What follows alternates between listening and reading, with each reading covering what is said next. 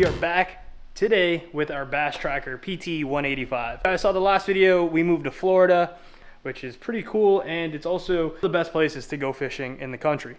I want to get this boat 100%. It's been an awesome rig, honestly. I can't even lie to you guys.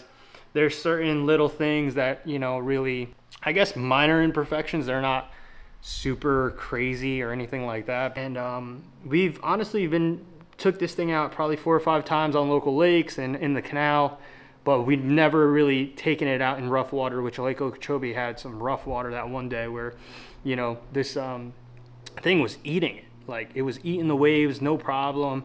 But we've never really justified putting foam back into the front deck of the boat. So that kind of caused a little bit of flex, and it caused a little bit of issues on our hull. Just for safety, I've put some G-Flex on top of it. So there's this gel coating on top. So it's like an epoxy flexion style rig that we got on both the bottom and on the top, just in case. The only thing that we need is some foam. One for our safety, and number 2, the sound deadening. And it's also probably one of the reasons why it cracked, because it's supposed to soften the blow, and it's kind of just hollowed out. So when it's smacking into a wave or smacking into rough waters, it kind of is just moving in a way that a boat shouldn't. So we needed to get that fixed. I got some stuff from Amazon, Total Boat flotation foam. It's a 1-to-1 ratio, which for me makes it a lot easier because I don't really have to worry about exact measurements and whatnot. It's kind of just mix the two together and just see the foam expand.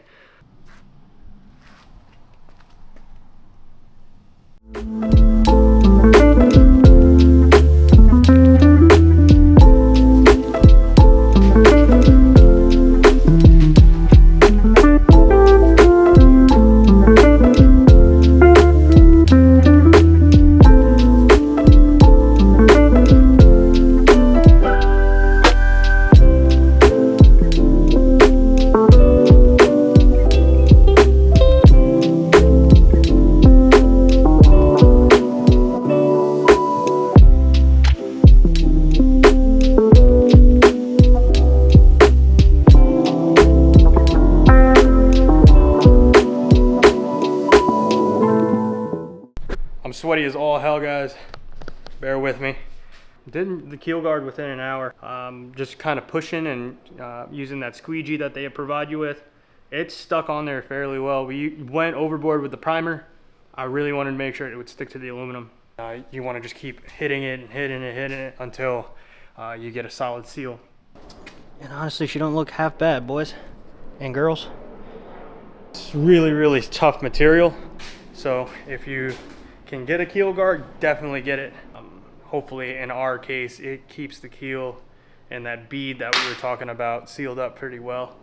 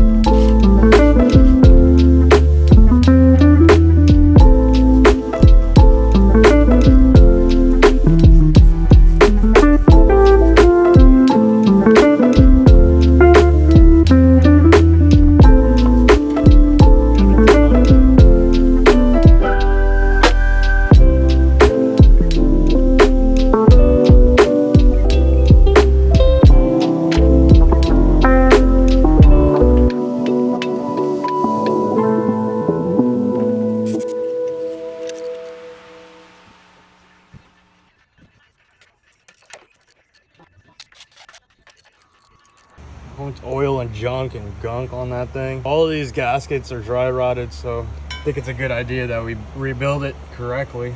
This whole thing should pop right off once we unhook the fuel. Just kind of winging it right now. No matter how you look at it or no matter how you do it, taking it off's easy. Putting it back together and cleaning it all out, that's probably going to be the toughest thing. It really doesn't take much.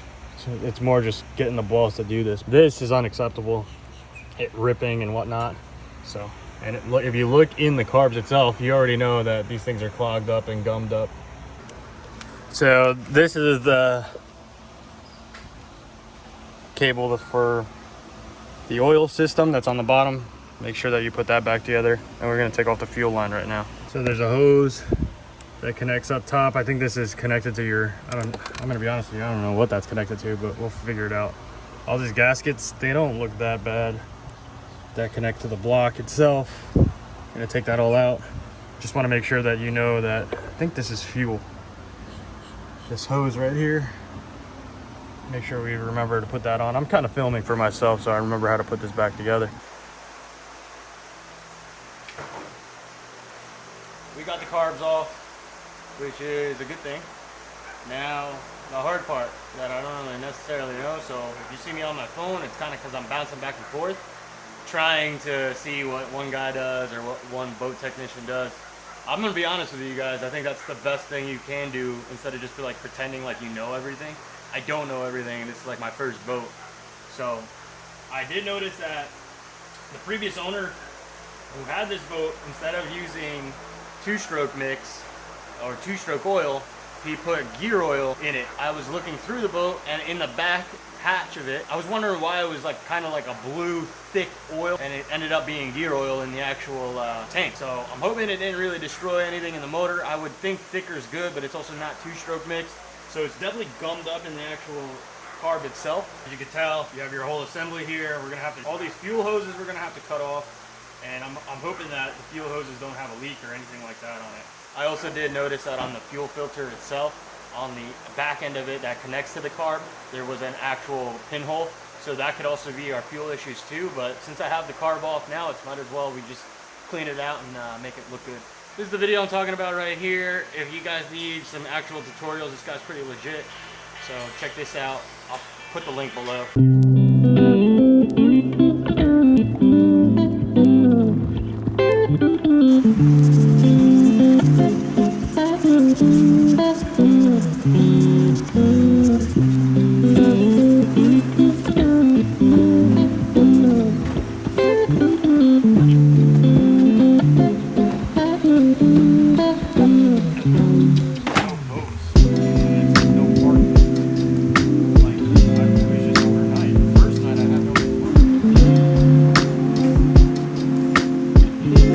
Firearms, so if you're familiar with cleaning your firearm, cleaning this carb isn't really that hard whatsoever.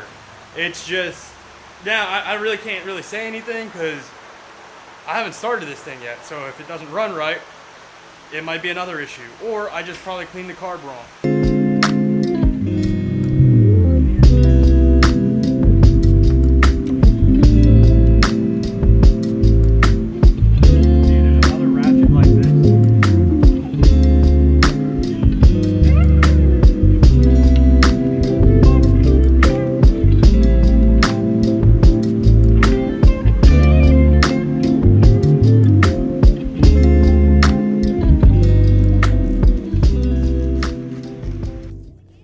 Guys, we're gonna put this thing in the water now, see if it'll pump over now.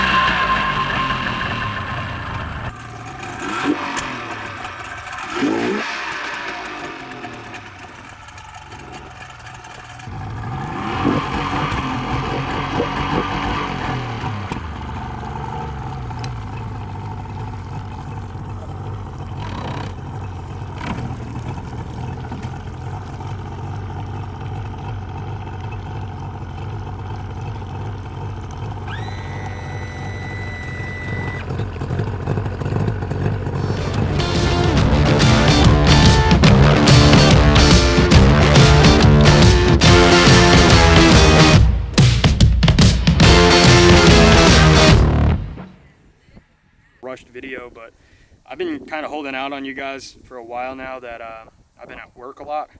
I like work like 6 days a week, so to have my Sundays with my family, that's kind of like more important right now. But hopefully we get some time to go fishing and really show you guys what Florida's about. So please like, share, subscribe. We'll talk to you guys on the next one. Let me know in the comments below if there's any advice that you could give me for a new boater and a new fisherman. But yeah, we're in Florida, guys, and it's sunny all the time.